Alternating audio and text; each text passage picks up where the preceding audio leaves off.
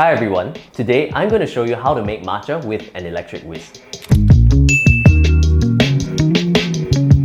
First, you need a tall glass. Today, I'm using the Crafti double-walled glass tumbler, and I like it because it has measurements. First, add 3 ounces of hot water at around 175 degrees Fahrenheit.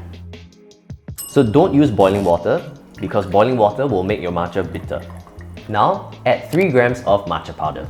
I'm using Crafti's ceremonial grade matcha powder. It's really smooth and tastes great in a matcha latte. I'll also be using Crafti's precision scoop. This scoop scoops out exactly 1 gram of matcha every time. You just make sure that the matcha is level. So add your matcha into the water. Now, I'm going to grab my super frother, but don't turn it on just yet. First, you dip it into the matcha. Then you turn it on and whisk it until it becomes frothy and no clumps are seen. This usually takes about 10 to 20 seconds. To get that cafe gradient, now I'm going to first add ice to the matcha. Next, we're going to add milk. I'm using oat milk and we're going to add 3 ounces of milk. And that's it.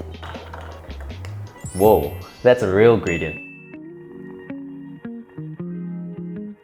So give it a final stir. And there you have it, a perfectly smooth, delicious matcha latte. This drink powers me through my workday and I look forward to it every morning. I hope you enjoy making your matcha latte and also all the amazing benefits that come with it. I'll see you in the next video.